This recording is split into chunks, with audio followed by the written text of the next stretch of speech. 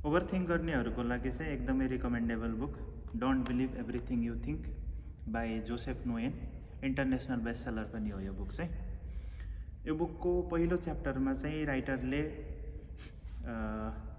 यो सफरिङको root cause चाहिँ के हो भनेर फाइन्ड गरेको जर्नी छ, जसमा उनले चाहिँ पहिलोचोटि उनको दिमागमा चाहिँ यो कुरा कसरी आयो भनेर राखेको छ। यसमा उनले बुद्धिस्टहरूको एउटा सेयिङलाई पनि राखेको छ, कोटलाई, जसमा चाहिँ बुद्धिस्टहरूले भन्ने गर्छन् कि जब पनि हाम्रो जिन्दगीमा कुनै नेगेटिभ इभेन्ट हुन्छ तब हाम्रो बाटोमा दुईटा तीर हुन्छ। एउटा जुन चाहिँ हामीलाई फिजिकल्ली पेन दिन्छ, फिजिकल सफरिङको लागि हुन्छ, र अर्को चाहिँ त्यही फिजिकल सफरिङलाई हामीले कसरी लिन्छौँ, इमोसनल सफरिङ भन्छ जसलाई त्यो। तर इमोसनल सफरिङ चाहिँ अप्सनल हो भन्छ, किनभने फिजिकल सफरिङ हुनु, फिजिकल पेन हुनु चाहिँ हाम्रो हातमा हुँदैन, तर त्यो फिजिकल पेनलाई चाहिँ हामीले कसरी पर्सिभ गर्ने भन्ने चाहिँ हाम्रो हातमा हुन्छ।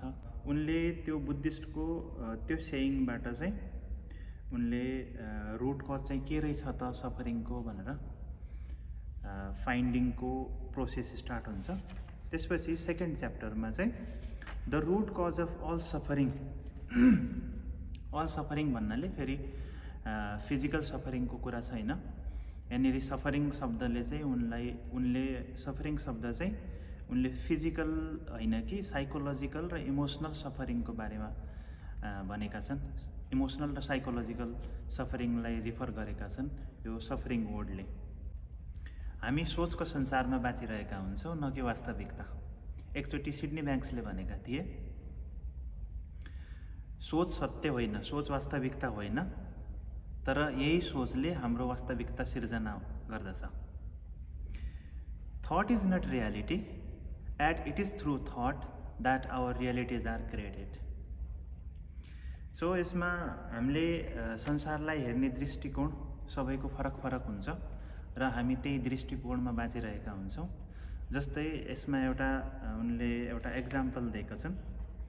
हामीले 100 जना मान्छेहरूलाई पैसा के हो भनेर सोध्यो भने त्यसको हुनसक्छ 100वटै उत्तर पाउन सक्छौँ हामीले। कसैले भन्ला टाइम हो भन्ला, कसैले फ्रिडम भन्ला, होइन, कसैले अपर्च्युनिटी हो भन्ला, कसैले सेक्युरिटी हो भन्ला, कसैले पिस अफ माइन्ड हो भन्ला, अथवा कसैले त्यसलाई नेगेटिभ रूपमा पनि लिएला, त्यो ग्रिड भन्ला, कसैले एबिल भन्ला, होइन, अथवा कसैले चाहिँ क्राइम हुनुको रिजन हो भन्ला पैसालाई। तर पैसा टेक्निकल्ली त एउटै चिज हो, उस्तै चिज हो, सेम चिज हो, होइन। तर मान्छेहरूको पर्सेप्सन अनुसार, मान्छेहरूको दृष्टिकोण अनुसार, फरक फरक बुझाइ अनुसार पैसा सबैको लागि फरक फरक कुरा छ। हो त्यस्तै कुनै घटना हुनु, कुनै घटना घट्नु त्यो वास्तविकता हो भने जब हामीले त्यसमा अर्थ लगाउँछौँ, त्यसको इन्टरप्रिटेसन गर्छौँ र त्यसलाई चाहिँ हामीले जब मिनिङ लगाउँछौँ त्यसको, तब त्यो घटना चाहिँ वास्तविकता रहँदैन। त्यो घटना त्यसपछि हामीले जस्तो त्यसको इन्टरप्रिटेसन गऱ्यौँ, जस्तो हामीले त्यसको पर्सेप्सन गऱ्यौँ, त्यही अनुसारको त्यो बन्न जान्दछ। त्यस्तै अर्को कुरा चाहिँ हाम्रो फिलिङहरू चाहिँ कुनै एक्सटर्नल इभेन्टहरूले गर्दाखेरि आउँदैन, त्यो चाहिँ हाम्रो आफ्नै सोचले गर्दाखेरि निर्मित हुन्छ भनेको छ, होइन। त्यसको एक्जाम्पलको लागि चाहिँ उनले एउटा हाइपोथेटिकल एक्जाम्पल लिएको छ।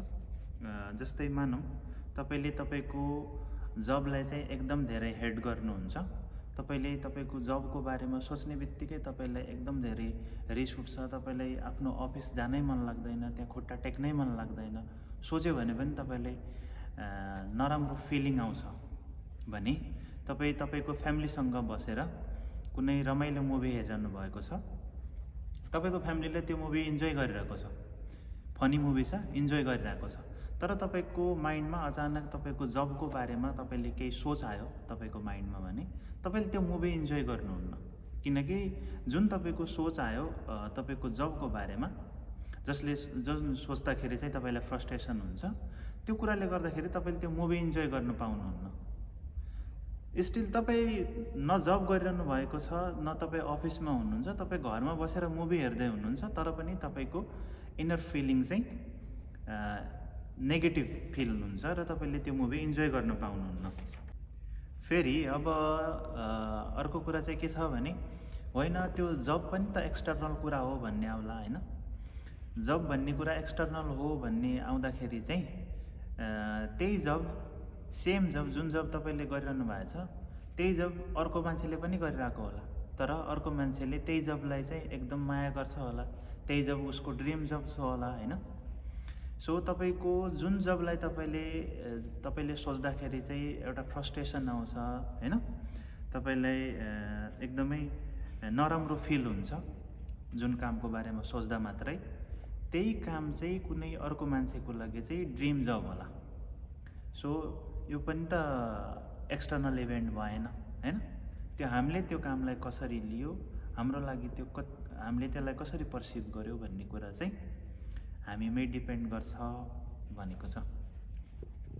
सो सेकेन्ड च्याप्टर चाहिँ यसरी सकिन्छ। The root cause of our suffering is our own thinking भनेर उनले हाम्रो थिङ्किङ नै हाम्रो सफरिङको साइकोलोजिकल एन्ड इमोसनल सफरिङको रुट कज हो भनेर यसरी उनले अनकभर गरेको छ सेकेन्ड च्याप्टरमा। अब हजुरहरूलाई कस्तो लाग्छ होइन, नत्र अब म थर्ड च्याप्टरको पनि भिडियो लिएर आउँछु, कमेन्ट गर्नु होला है। Thank you.